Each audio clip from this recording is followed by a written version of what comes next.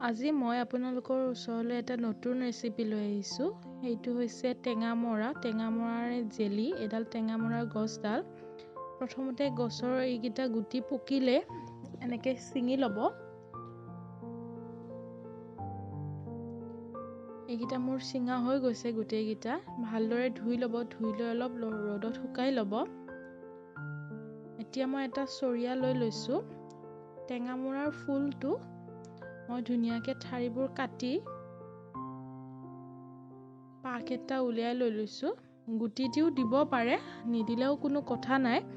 গুটিটো দিলে পিছত চেকিব লাগিব, অলপ বেছি টেঙা হয়, সেইকাৰণে মই পাক এটাই উলিয়াই লৈ লৈছোঁ।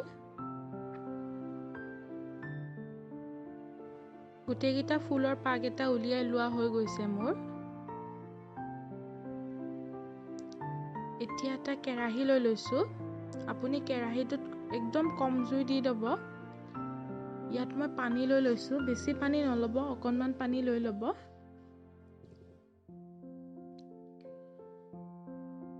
আৰু ইয়াত মই টেঙামৰাৰ পাক এটা দি দিছোঁ আৰু এইখিনি উতলিবলৈ দিম। তেতিয়া টেঙামৰাৰ পাতকেইটা গলি যাব, একদম নোহোৱাই হ'ব।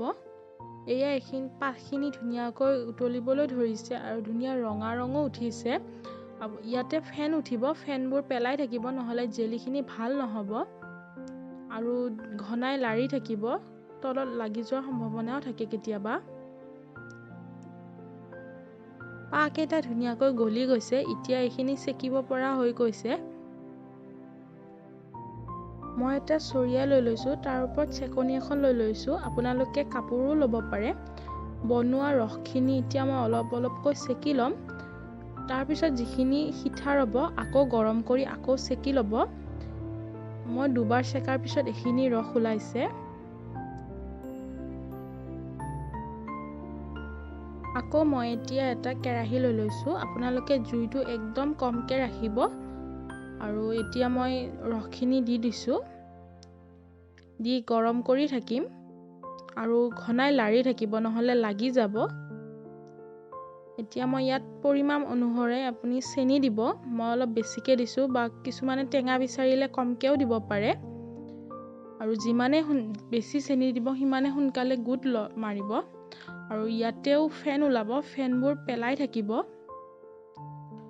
আৰু ধুনীয়াকৈ লাৰি লাৰি পাগি থাকিব। এয়া মোৰ গোটা হৈ গৈছে, প্ৰায় নুমাব পৰাই হৈছে। ইয়াত এতিয়া মই অকণমান নেমু চেপি দিছোঁ।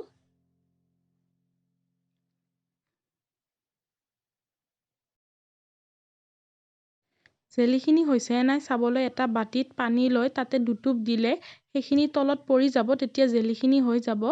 এনেকৈ মই আজি টেঙামৰাৰ জেলি বনালোঁ। মোৰ বহুত ধুনীয়া লাগিছে খাই।